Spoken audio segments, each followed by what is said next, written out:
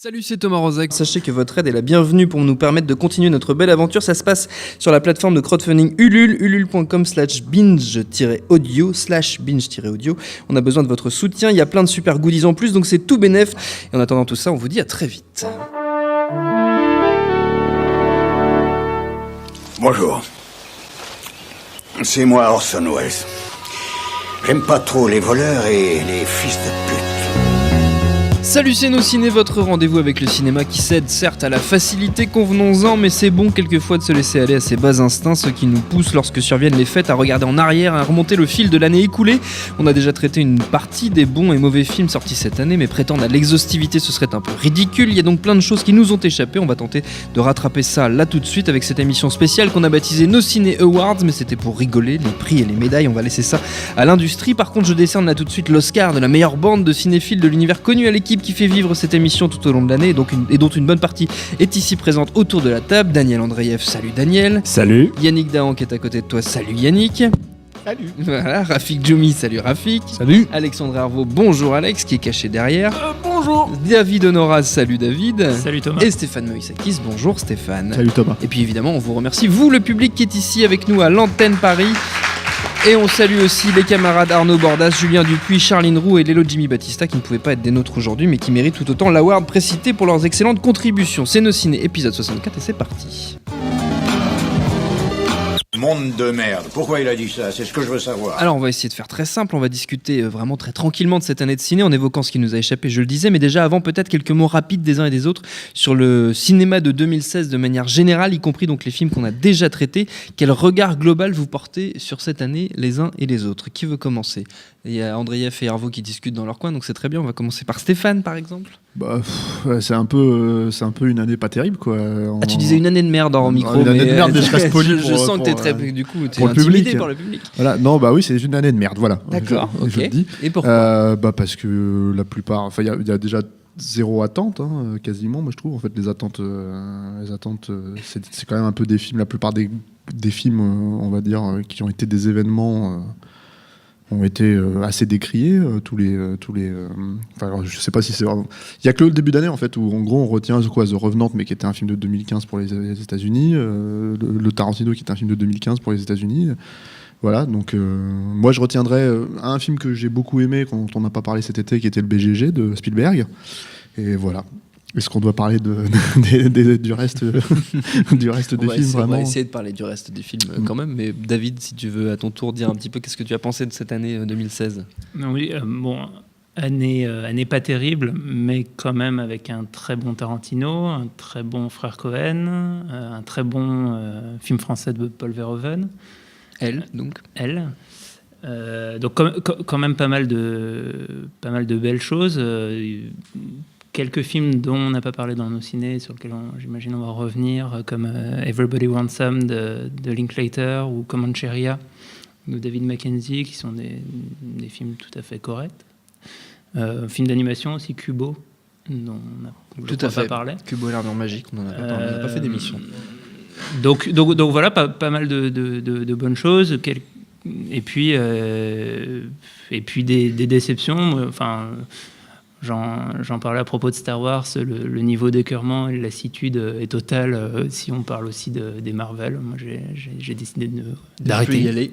Tu arrêtes. Donc là, c'est fini. Tu as arrêté avec Batman vs Superman, je crois. Alors là, c'était pas du Marvel, non, mais c'était les super-héroïques, on va dire. Voilà, donc Donc t'as pas vu Suicide Squad? On va essayer de parler un petit peu aussi. J'ai échappé à Suicide Squad, donc vous me direz sûrement le plus grand bien. Et puis voilà, non, c'est quand même une année avec quelques grands auteurs, et y compris ceux dont on a parlé récemment, Clint Eastwood, Zemeckis et compagnie, qui sont à leur niveau, sans forcément qu'on ait l'éclat d'un Mad Max Fury Road l'année dernière. Voilà. Mais pour moi, Les 8 salopards de Tarantino est un très grand film que j'ai adoré, mais qui est sorti en janvier cette année. Yannick. Ouais, globalement un peu comme eux, assez déçu par une année où finalement quand tu regardes un petit peu tout ce qui est sorti, il n'y a rien de fondamentalement marquant. On a aimé quelques films. Moi, tu vois, c'est un peu comme toi, si j'avais dû dire le film que j'ai vu cette année qui m'a réellement scotché, c'est le Bayona, sauf qu'il sort le 2 janvier 2017, donc je peux pas le mettre là-dedans. Après, j'en reste sur les grands classiques, sauf que bon, je suis pas fondamentalement d'accord avec eux parce que moi, par rapport à mes attentes, évidemment, j'attendais plus que tout le frère Cohen, j'attendais énormément le Tarantino, et j'ai été moi assez déçu par les deux, même si je leur trouve énormément de qualité. C'est pas des purs joints sans faux. Et c'est plutôt vers la fin de l'année que j'ai été surpris. Donc moi, dans ma tête, si je devais vraiment sans être extatique totalement, mais si je devais prendre le ratio, un bon script super bien filmé et qui m'a émotionnellement touché, c'est le Zemeckis et c'est le Mel Gibson. Donc chacun qui sont pas forcément les meilleurs films de leurs auteurs respectifs, mais où là je sais que je vois du cinéma, il y a des tentatives visuelles, il y a des scénarios super bien écrits, et je verse ma petite larme, ou alors je suis scotché sur mon siège, comme c'était le cas avec le Mel Gibson, mais en tout cas ça m'a procuré quelque chose, là où c'est l'encéphalogramme place sur le reste, avec quand même l'été de blockbuster le plus catastrophique qu'on ait pu voir depuis extrêmement longtemps. C'est-à-dire qu'il y a même pas un truc qui sort du lot un tant soit peu, où on peut se dire... Non, tu donneras ton avis après. Tu parleras après, je Daniel. parle de gros blockbusters. Moi, je sais pas, à la limite, des fois, sur des années minables, je pouvais toujours compter sur mon fantasme Je peux te Star donner, Trek. ouais. Même là, ça m'a La fait chier. liste des blockbusters, si on parle des films qui ont au niveau international le plus cartonné, ça donne effectivement une idée de notre désynchronisation totale grave. avec le public mondial, parce qu'on a Captain America qui est en tête, Finding Dory, Zootopia, Jungle Book. Donc déjà, il faut noter que les 4 premiers sont 4 Disney. Il y a 5 Disney en tout dans les 10 premiers films du box-office. Secret Life of Pets. Genre, La vie what secrète the des fuck, animaux. quoi. Non, film d'animation que moi j'ai pas détesté. Batman je vs tiens à Superman, qui, quoi qu'on en dise, reste un énorme carton. Deadpool, Suicide Squad, Fantastic Beasts et Doctor Strange. Donc en gros, voilà le vote public international, quoi. Donc c'est ça, c'est assez catastrophique. Mais c'est pire. Enfin, il y a vraiment... T'as quand même vraiment l'impression qu'au niveau cinématographique, au niveau de l'industrie cinématographique, ils savent plus quoi faire. On se raccroche à des pauvres. Vu les chiffres des Non, mais ils savent savent, vendre des sur tickets de les cinéma. Disney, mais sur le reste, c'est assez lamentable. C'est-à-dire que c'est que des remakes, des suites, des trucs, des reboots, on se raccroche, mais ça fait jamais les scores qu'ils aimeraient que ça fasse. Donc voilà. Bon. Hormis ça, heureusement, on a encore 2-3 types qui valent le coup dans l'année, mais c'est quand même pas la fête du slip. Daniel. Bon, écoutez, je vous trouve très défaitiste parce que tous ces gens n'ont pas J'ai très vu, peur de ce que tu vu vas dire. les néoclassiques de cette année, à savoir Les Visiteurs 3, Camping 3. Ah, tu as vu Les Visiteurs? Écoute, c'est un néoclassique qu'on analysera encore pendant des années. C'est un Auquel film on a- carrément subversif. On a consacré une émission déjà, oui, C'est un film, je le rappelle. film qui se termine avec des nazis, avec Christian Clavier en collabo. Le seul problème, c'est que Ça laisse beaucoup d'espoir pour le futur. T'as du sang dans les yeux au bout de 10 minutes, hein, parce que bon, évidemment, en termes de découpage, on reste chez Jean-Marie Poiret, mais j'ai trouvé que c'était carrément un film subversif, quoi. Le film le plus anti-républicain et le plus anti-révolutionnaire de tous les temps. Mais Camping 3 est en plus un petit peu plus homophobe et un petit peu plus raciste, donc il a quelques qualités, tu pourrais me dire, mais... Oui, mais est-ce que dans Camping 3, on t'explique que si la France tient debout, c'est parce qu'il y a des gens riches dedans? C'est un... C'est un petit peu le message, en tout cas, que j'ai retenu des visiteurs. C'est heureusement qu'il y a la bourgeoisie pour faire tenir un peu ce bordel. Comment est-ce qu'on en C'est est arrivé à à ça parler qu'on des voit Visiteurs 3 en faisant une émission bilan sur 2000? Mais- C'est ça qui m'étonne en fait. Mais puisqu'il faut... Je te dis que c'est une année de merde. Puisqu'il faut tirer des choses positives, on a quand même une grande résurgence du cinéma asiatique on n'a plus vu depuis 5-6 années quand même, et le cinéma japonais encore plus. Et là, on a quand même une belle attaque japono-coréenne quand même. Je pense tu parlais de blockbuster, mais le seul blockbuster potable de cet été, c'est quand même Le Dernier Train pour Busan. Ouais, enfin c'est un film d'action, c'est un film d'action et c'est un film d'action et ce n'est pas un blockbuster, mais c'est un bon film. c'est un blockbuster made in Korea. Il cartonne, il est selon les termes coréens, c'est un blockbuster. Le blockbuster chinois de l'année, c'est The Mermaid, hein, qui a The fait, Mermaid. je sais plus 500 millions de quelque chose comme ça. On a encore beaucoup Qui ne de. sortira donc jamais en France parce que Laissez 500 parler grammes. Daniel, s'il vous plaît. On a The Strangers qui était vraiment très intéressant. Je suis d'accord. On a avec toi. Mademoiselle qui est vraiment un film très important, je trouve. Vraiment, il y a eu de bonnes choses qui viennent. Au Japon, il y a Your Name, donc Kimi no Na wa qui sort en toute fin d'année, et ça, c'est un des grands films de l'année. Il sort le 28 décembre. Vraiment, il y a de bonnes choses qui viennent d'Asie, et ça fait très très très longtemps, quoi. Donc, il n'y a pas que le cinéma américain, il n'y a pas que le cinéma français, la bonne comédie française. Il y a aussi de bonnes choses qui viennent de là-bas. Alexandre. Qui c'est qui marche sur le micro là? C'est Yannick. Donc Daniel a piqué ce que j'allais lui dire sur Dernier train pour Busan, qui était effectivement pour moi le meilleur film que j'ai vu, meilleur film à grand spectacle, si on ne peut pas dire blockbuster, de cet été. On ne peut pas dire blockbuster. Non. Non mais voilà, c'est le truc qui a vraiment sauvé mon été cinéma. Sinon je me suis fait une petite liste manuscrite de choses qui m'ont marqué dans l'année, donc beaucoup de choses ont déjà été évoquées ici. Et des films qu'on a traités dans nos ciné, sur lesquels on n'est pas revenu là, mais on peut citer Anomalisa, qui était quand même un film assez marquant. Il y a, on l'a cité, mais Kubo en animation des studios Leica, qui était vraiment aussi une bonne surprise. Après, dans les films qui feront peut-être un peu plus débat entre nous, des choses qui m'ont marqué cette année, il y avait The Witch, film d'horreur assez... Auquel on a consacré une émission, d'ailleurs. Qu'on a beaucoup aimé. Green Room, deuxième film enfin pas son deuxième, mais son dernier film en tout cas de Jamie Sony, qui avait déjà fait Blue Rune. Il aime bien les films avec des couleurs dedans. Et Green Room, c'était quand même assez excellent. Et en plus, c'est un film qui marquera 2016 parce que ce sera un des derniers films avec Anton Yelchin, l'acteur qui est décédé il y a pas très longtemps et qu'on a vu aussi dans Star Trek 3 cette année. Et puis moi, voilà, dans les d'autres choses qui m'ont marqué, on l'avait aussi noté. On avait fait une émission dessus dans nos ciné, The Nice Guys de Shane Black, qui était son retour depuis Iron Man 3. Là, enlevé de tout le carcan Marvelo-disneyen, vraiment un buddy movie à l'ancienne, mené par Russell Crowe et putain, j'ai oublié son nom, ce con. Ryan Gosling, qui est quand même assez chouette. Et voilà, je suis assez d'accord évidemment avec le reste de mes camarades sur la relative pauvreté de cette année 2016. En même temps, ce qui est assez cool avec le cinéma, mais bon, ça marche pas qu'avec le cinéma, c'est pareil avec la musique ou la littérature, c'est que on ne se contente pas que de ce qui sort, il y a aussi ce qui ressort, ce qui est réédité, ce qui est disponible sur les services de VOD par abonnement, etc. Donc moi, mine de rien, si j'enlève les films sortis en 2016, heureusement, Dieu merci, j'aurais vu quelques bons films cette année. Et puis, pour sortir complètement du carcan fun, genresque, etc., qu'on a vu cette année, on a parlé d'Allier tout à l'heure, de Zemeckis, qui, moi, effectivement, m'a beaucoup plu. Mais dans les choses un peu plus autorisantes, si j'oserais dire. J'ai beaucoup aimé côté comédie française La Loi de la Jungle. J'ai beaucoup aimé Tony Erdmann. J'ai bien aimé Poesia Sin Fin de Jodorowsky, même si je trouve que c'est pas aussi bien que sa danse de la réalité.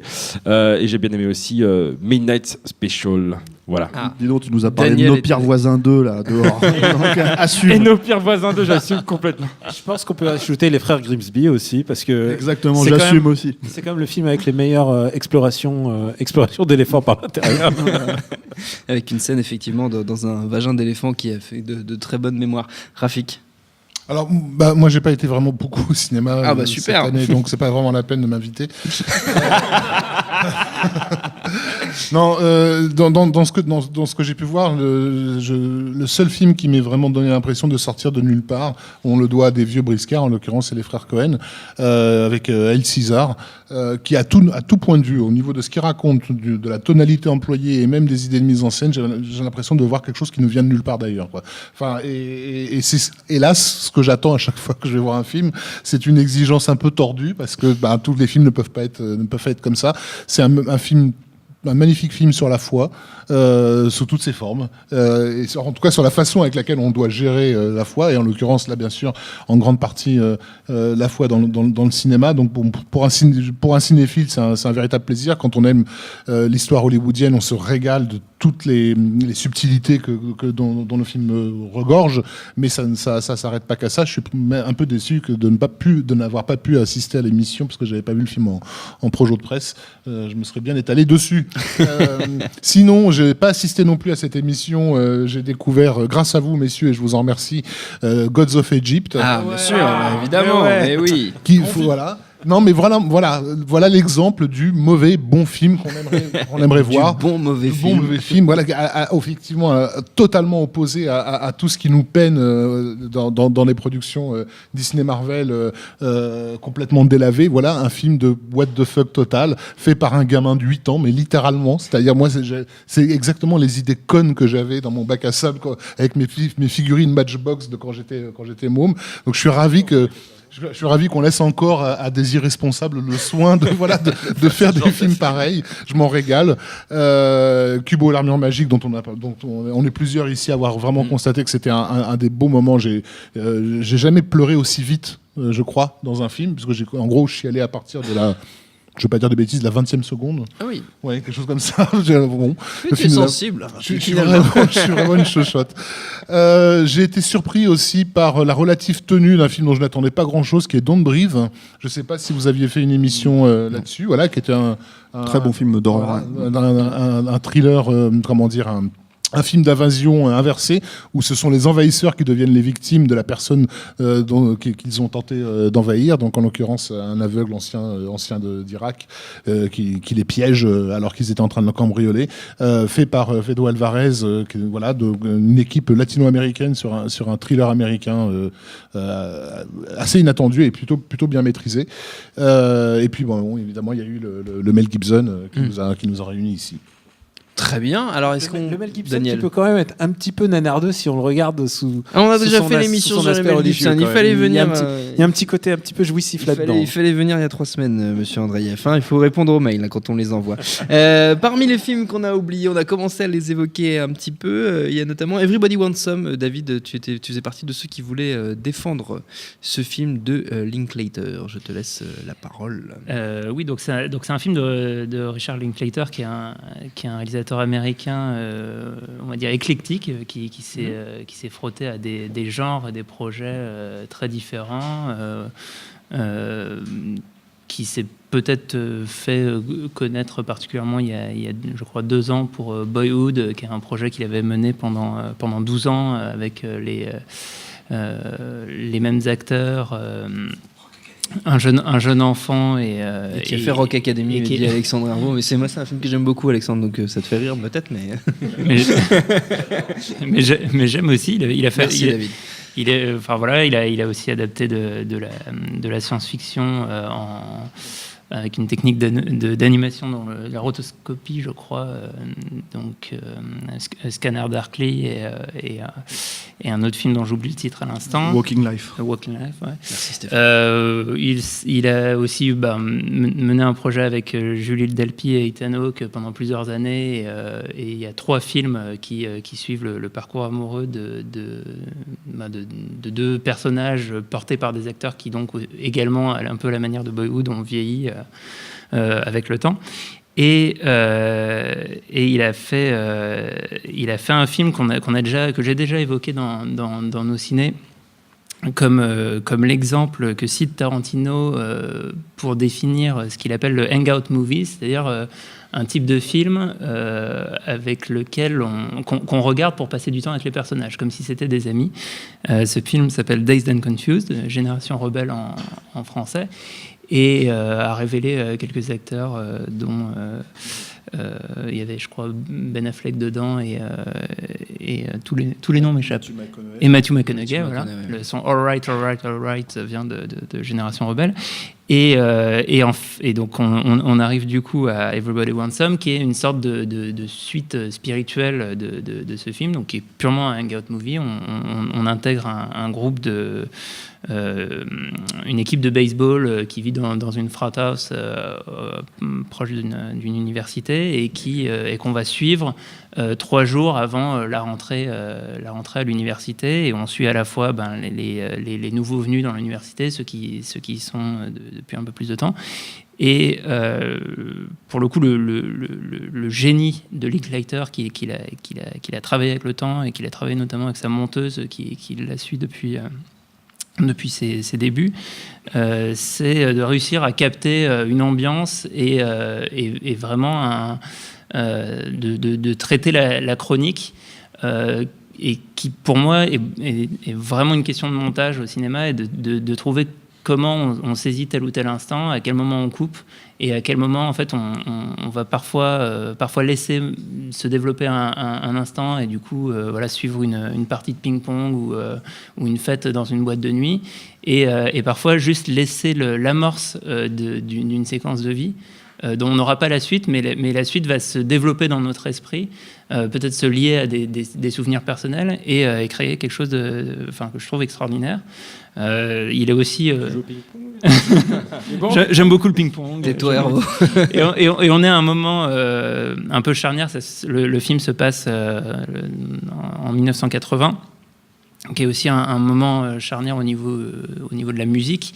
Et le scénario fait passer les personnages trois soirées dans 3 boîtes de nuit très, très typées. Donc ils font le disco, la country et une fête, on va dire punk.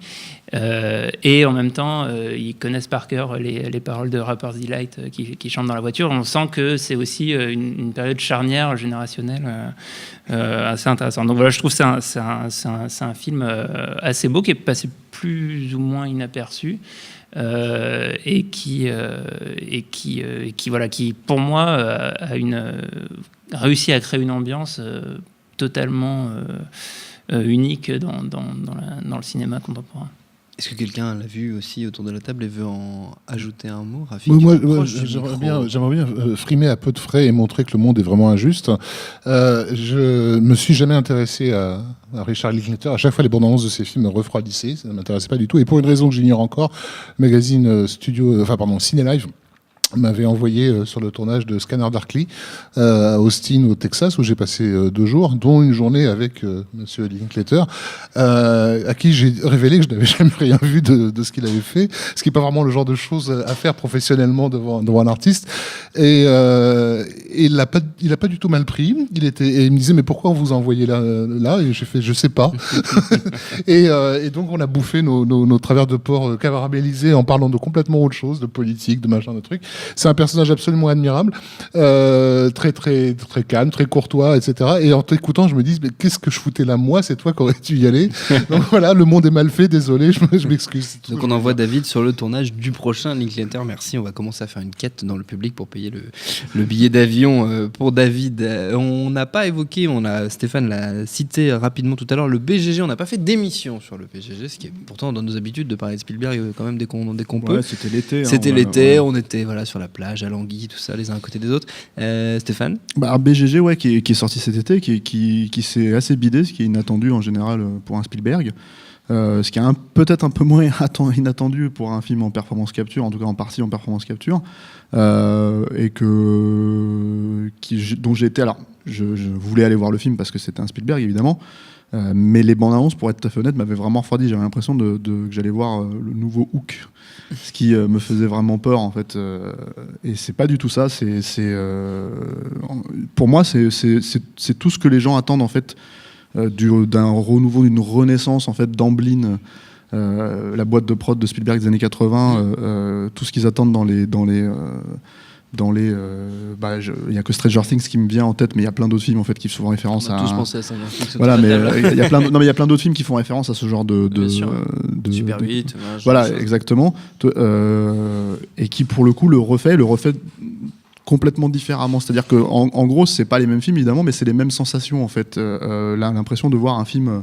Un vrai film pour enfants que j'aurais pu découvrir à 10 ans et adorer et revoir sans fin à l'époque, quoi. C'est un film merveilleux sur sur les rêves, quoi, et sur la façon dont on peut s'approprier un univers étranger, quoi. Et c'est c'est un tour de force en termes de mise en scène, parce que c'est ça le problème en fait. C'est quand j'évoquais au début le problème des événements cinématographiques, c'est que pour moi qui ai grandi avec le cinéma, on a tous, je pense, une raison pour laquelle on aime le cinéma à la base, et on a tous un angle par lequel on regarde le cinéma assez personnel, et le mien c'est la mise en scène, c'est ce qui m'a toujours attiré en fait, c'est la façon dont les films sont filmés, et c'est les projets de mise en scène généraux en fait, et c'est quelque chose qui disparaît totalement au cinéma aujourd'hui pour du filmage un peu générique, avec peut-être quelques beaux plans, quelques money shots pour faire passer la pilule. Et là, non, en fait, on a un vrai film en fait qui s'intéresse au gigantisme, qui joue en fait et justement avec la performance capture, avec le grand angle pour montrer justement la distinction entre les deux univers. Et de ce point de vue, c'est un vrai régal, quoi. Donc, j'imagine que pour les gens qui regardent pas ce genre de choses, du coup, ils retiennent un peu le reste du film qui peut-être ne va pas leur convenir, quoi. Mais moi, je suis vraiment époustouflé par le film. Et je trouve qu'il fonctionne formidablement bien. Donc, je pense que c'est un film qui sera revu à la hausse avec les années, quoi, et qui traversera le temps. Qui d'autre? Qui parle? Non, mais peut-être. Non, mais il a peut-être raison. Ça va peut-être revu à la hausse. Mais je pense aussi qu'il y a beaucoup de gens qui quand ils vont voir BGG, en tout cas pas gamin, hein, pas comme nous qui découvrions E.T. quand on avait 10 ans, mais les gens qui, comme nous, non plus plus jeunes, vont voir ça, ont conscience quand même d'aller voir un film de Spielberg. Ils ont peut-être pas un regard aigu sur la mise en scène, mais ils ont envie de plonger dans l'univers de Spielberg, ils ont envie de ressentir des trucs. Moi, ce que dit Steph sur BGG en termes de mise en scène, il n'y a rien à dire, c'est imparable, c'est une leçon. C'est monumental ce qu'il fait. C'est un enchaînement de séquences impressionnantes en termes de mise en scène. Par contre, alors après c'est du ressenti, hein. Bien évidemment, ça n'engage que moi. Mais là-dessus, c'est zéro pointé en termes d'émotion. C'est-à-dire c'est un film qui est censé être sur le merveilleux qui je trouve ne fonctionne strictement jamais. Et c'est un triste sentiment insaisissable. C'est pas la chose où je vais te dire, mais la raison c'est parce que le script il est comme ci ou le script. Ça n'a jamais marché et au bout de 5 minutes, ça ne marchait pas. Alors après, j'ai mon interprétation. Hein. Je trouvais effectivement que les personnages étaient posés. Je n'ai pas senti leur évolution. Je les trouvais mal amenés. Je trouvais que la menace était diffuse. J'avais l'impression d'une balade champêtre dans un monde de monstres sans fondamentalement d'enjeux et où je m'ennuyais profondément. Et pourtant, il y avait beaucoup de choses qui étaient telles quelles dans le bouquin. Hein, et c'était marrant parce que ça m'a vraiment créé cette espèce de décalage que j'avais pas ressenti, que beaucoup de gens avaient ressenti sur Tintin et où moi je l'avais pas ressenti parce que j'étais vraiment dedans, tant dans la mise en scène que dans le récit. Autant là, il y avait un distinguo très très clair. C'est-à-dire, je regardais le truc, je pense que j'ai jamais vu un Spielberg où j'ai autant regardé les plans en me disant putain, il est mortel celui-là. Ce plan, il est génial. Mais le film, j'étais jamais dedans, jamais. Et je sais pas pourquoi. T'as préféré le cheval de guerre ou pas? De loin, ouais. De loin, ouais. Était émouvant. Il y a quelque chose qui se passe quand même dans le dernier tiers du film où j'étais un peu pareil retenu sur l'émotion comme Yannick. À partir du moment où même la séquence à Buckingham Palace et toute l'envolée d'aventure du film, pour moi, fonctionne assez bien. Et j'ai un peu rongé mon frein jusqu'à être pris par l'émotion dans le dernier tiers. Alex ? Je t'entendais parler dans ta barbe derrière. Non, oui, c'était pour faire une vanne. J'ai pas vu le film. Hein, donc, d'accord. J'ai absolument rien à dire. Tu peux fermer ta gueule alors. Je peux fermer ma gueule. Ou on peut parler d'autre chose. Pose ta bière. Non, j'ai pas de bière. On peut parler d'autre chose aussi. Non, on a assez parlé de Spielberg. Non, mais je vais pas faire le MC à votre place, mais voilà. Non, parce que moi, sinon, j'avais d'autres trucs à dire.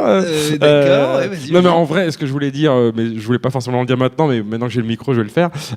Pour changer de sujet un petit peu, mais tout en gardant à l'esprit le côté rétrospectif 2016 au cinéma. Je viens de dire justement au cinéma, et on le sait depuis, c'est pas nouveau, hein, on est habitué ici à regarder plein de films qui sont traités de direct to vidéo comme si c'était un label infamant, alors que ça l'est pas du tout. Ça fait déjà des années qu'on parfois les meilleurs films qu'on voit dans l'année ne sont pas distribués en salle en France, pour plein de raisons. Et cette année encore plus, je trouve.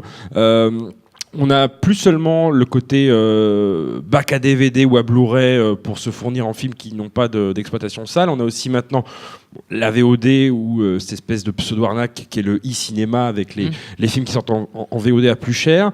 On a aussi la SVOD, donc, dont le principal représentant en France est Netflix, qui vient de fêter ses 2 années d'implantation en France. Et c'est vrai que quand on parle rapidement avec des gens qui font pas trop gaffe au catalogue de Netflix, ils ont cette image-là, pas forcément injustifié d'ailleurs, de ramassis de vieux films, sachant que la chronologie des médias en France impose 36 mois, donc 3 ans pour les films sortis en salle, qui sont disponibles sur Netflix.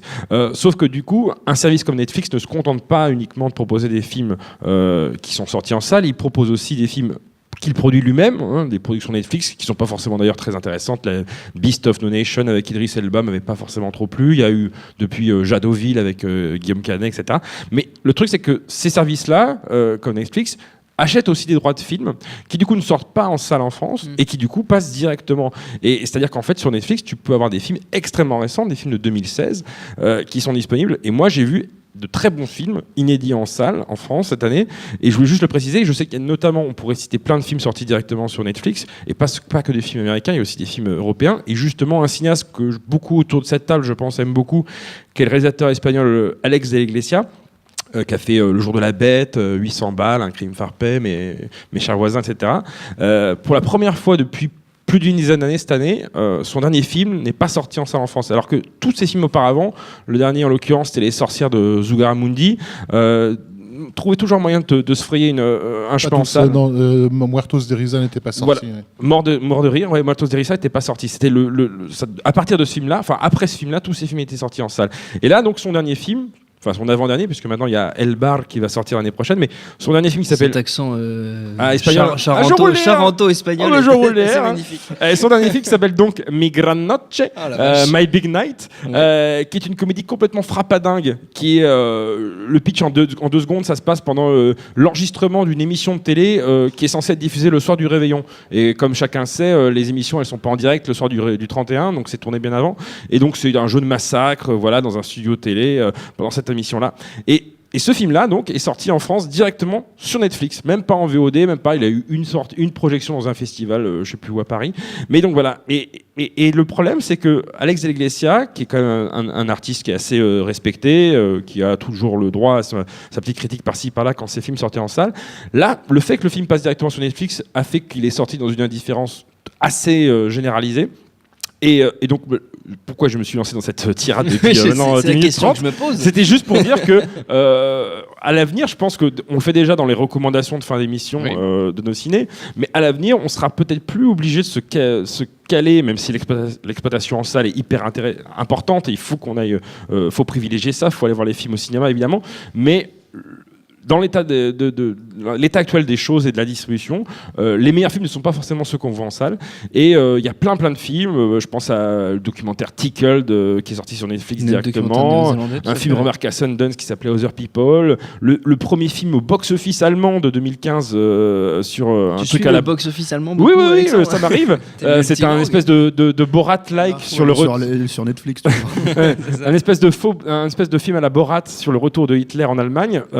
Premier du box-office en Allemagne, directement sur Netflix en France. Il est revenu, et je crois, voilà. Et donc, bon, moi je voulais juste faire un petit big up à Alex de la Iglesia au passage et signaler juste que des bons films, il en sort aussi, mais pas en salle. Voilà. D'ailleurs, on peut préciser que je crois le 23 décembre sort sur Netflix le spécial Sense8 de Noël. Le Christmas spécial, ouais. Voilà, Sense8, une série qu'on a âprement défendue dans cette émission qui va se conclure. Là, Rafik, tu voulais... Ah oui, d'accord, oui. Bah, je oui. veux pas qu'on chie sur cette squad alors. Mais non, mais je peux essayer de faire vite. En fait, c'était juste pour notifier qu'on a tous remarqué ces 10 dernières années que la qualité scénaristique avait peu à peu dévié du cinéma vers les séries télé. Mais au moins, le cinéma était censé garder son atout premier, qui était la mise en scène. Et les séries ne se hissaient pas à ce niveau. Le problème, c'est que c'est aussi en train d'arriver. L'année dernière, on avait eu la saison 2 de Fargo, qui présentait vraiment un effort de mise en scène étonnant. Cette année, il y a eu The Night Of, qui est je crois très nouveau, est une série télé qui fonctionne énormément sur les atmosphères. Donc vraiment, là, pour le coup, de la pure mise en scène. Et donc...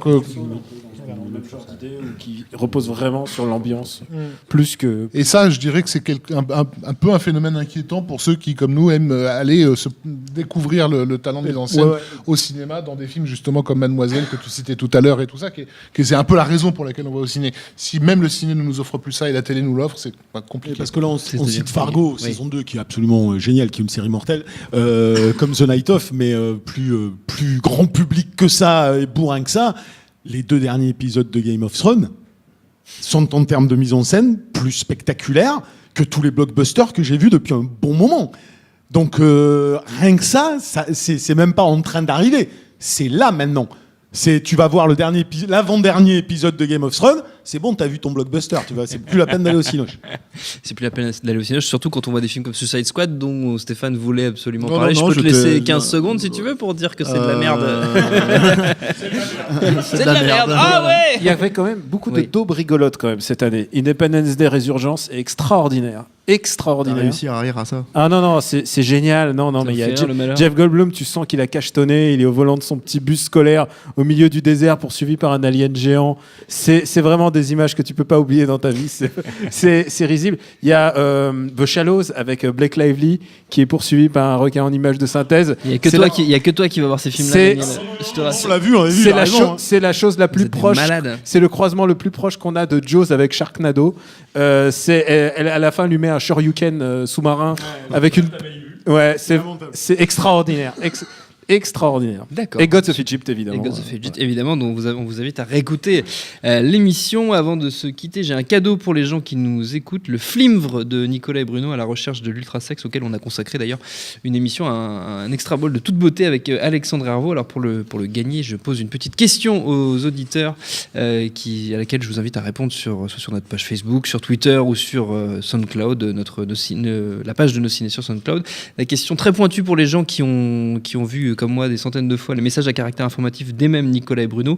De quelle couleur est le diplôme de sosie du sosie de Francis Cabrel qu'on voit dans un des épisodes? Voilà, je vous invite à répondre à cette question et notre temps est écoulé. Merci à tous, merci messieurs pour cette année de cinéma haute en couleur, n'est-ce pas? Merci à Jules à la technique, merci au public qui a fait le déplacement ici à l'antenne Paris. Rendez-vous sur notre site nosciné.com pour retrouver toutes nos émissions, le programme des prochaines, les dates d'enregistrement si vous voulez venir nous voir. Info à retrouver aussi sur binge.audio, le site de notre réseau de podcast Binge Audio. Puisqu'on en parle, sachez que votre aide est la bienvenue pour nous permettre de continuer cette aventure. Ça se passe sur la plateforme de crowdfunding Ulule, ulule.com/binge-audio. On a besoin de votre soutien et il y a plein de super goodies dont des t-shirts et même un vinyle, donc c'est tout bénef. N'hésitez pas non plus à noter favorablement si possible ce joyeux podcast sur iTunes, c'est bon pour notre avancement et en attendant tout ça, on vous dit à très vite. Salut, c'est Mehdi Maizy. Retrouvez nos fun tous les vendredis, le podcast qui donne de l'amour à Kanye West, Michel Berger et Kalash Criminel. Uniquement dans nos fun.